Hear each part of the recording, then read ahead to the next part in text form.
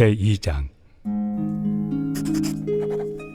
14년 후에 내가 바나바와 함께 디도를 데리고 다시 예루살렘에 올라갔나니 계시를 따라 올라가 내가 이방 가운데서 전파하는 복음을 그들에게 제시하되 유력한 자들에게 사사로이 한 것은 내가 다름질하는 것이나 다름질한 것이 헛되지 않게 하려 함이라.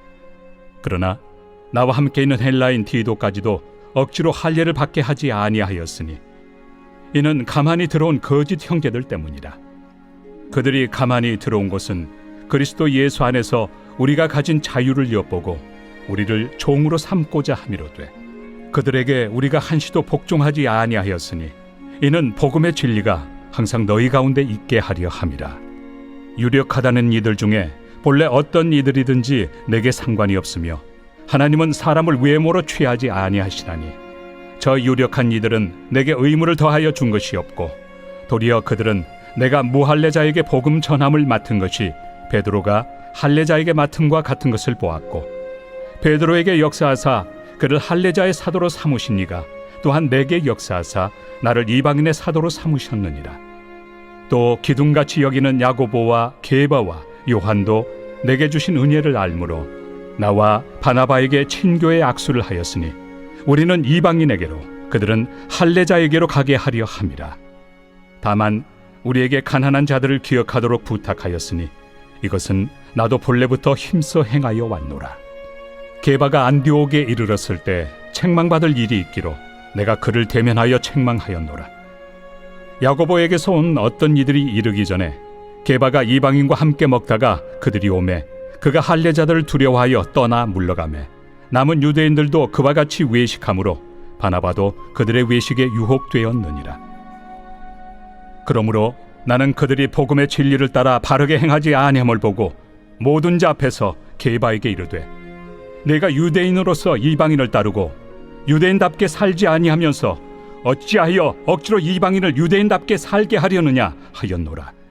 우리는 본래 유대인이요 이방 죄인이 아니로되 사람이 의롭게 되는 것은 율법의 행위로 말미암음이 아니요 오직 예수 그리스도를 믿음으로 말미암는 줄 알므로 우리도 그리스도 예수를 믿나니 이는 우리가 율법의 행위로서가 아니고 그리스도를 믿음으로써 의롭다함을 얻으려 함이라.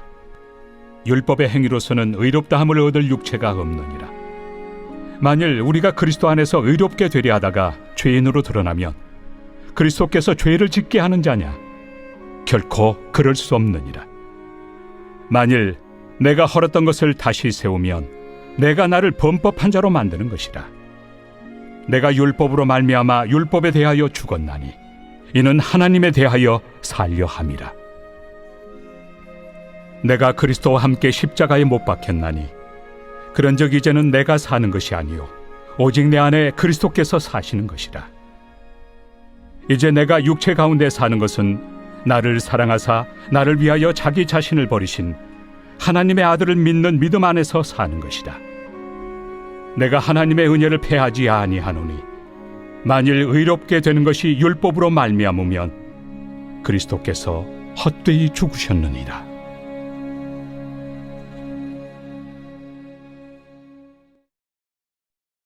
(2021년 2월 2일) 새벽 하나님의 말씀은 갈라디아서 2장입니다. 갈라디아서 2장은 바울의 3차 예루살렘 방문 사건을 배경으로 하고 있습니다. 당시 바울이 예루살렘을 방문했을 때 할례의 무용성과 또 이방인들에 대한 율법 강요가 금지되었습니다. 바울이 이러한 사건을 언급한 것은 아직도 구약 율법의 조항에 얽매여 있는 갈라디아인들의 잘못을 지적하기 위함이었습니다. 율법의 행위가 우리의 구원을 결정짓는 것처럼 생각하는 것이 잘못되었음을 말하는 것입니다. 즉 구원은 믿음 위에 할례나 음식, 절기 준수 등을 더해야 이루어질 수 있다는 생각은 예수 그리스도의 죽음을 아무런 의미가 없게 만드는 것임을 말하고 있는 것입니다. 예수님을 새롭게 알게 된 이방인들에게는 율법의 행위인 할례나 음식이나 절기 등이 늘 고민의 대상이었습니다. 바울이 이러한 이방인들의 마음을 알고 율법의 행위가 구원과는 관계가 없다고 말하는 것입니다. 그래서 그 유명한 이신칭의가 나오게 되는 것이죠. 16절을 보면 사람이 의롭게 되는 것은 율법의 행위로 말미암음이 아니요 오직 예수 그리스도를 믿음으로 말미암는 줄 알므로 우리도 율법의 행위로서가 아니고 그리스도를 믿음으로써 의롭다함을 얻으려 함이라. 율법의 행위로서는 의롭다함을 얻을 육체가 없느니라. 아멘. 그렇습니다. 우리의 육체로는 율법을 완벽하게 지킴으로 의롭다함을 얻을 수 없습니다. 즉 완벽한 사람은 없다는 말입니다. 그래서 바울은 19절에서 율법에 대하여 죽었다고 말을 합니다. 이 말은 율법에 대한 복종으로 구원을 얻을 수 있었다고 생각한 자신의 옛 모습을 완벽하게 버렸다라는 말입니다. 이렇게 율법으로 의롭게 될 수 있음을 버릴 때 하나님 앞에 바르게 설 수가 있기 때문입니다. 그리고 율법에 대하여 죽은 자신의 모습을 이렇게 표현하고 있습니다. 20절입니다. 내가 그리스도와 함께 십자가에 못 박혔나니 그런즉 이제는 내가 사는 것이 아니요 오직 내 안에 그리스도께서 사시는 것이라. 이제 내가 육체 가운데 사는 것은 나를 사랑하사 나를 위하여 자기 자신을 버리신 하나님의 아들을 믿는 믿음 안에서 사는 것이라. 아멘. 자신은 이미 예수님과 함께 십자가에 못 박혔기에 지금 나의 삶은 내가 아닌 그리스도가 사는 것이고 나의 죄를 대신해 죽으신 예수님을 믿는 믿음 안에서 사는 것이란 고백입니다. 사랑하는 산돌교 성도 여러분, 아직도 제 안에 그리스도가 아닌 육신의 혈기로 살 때가 많음을 고백합니다. 그러나 예수 그리스도의 죽음이 헛되지 않게 하기 위해서는 예수님의 마음을 품고 살아가야 합니다. 사도 바울의 고백을 통해 오늘도 나를 다시 한번 돌아봅니다.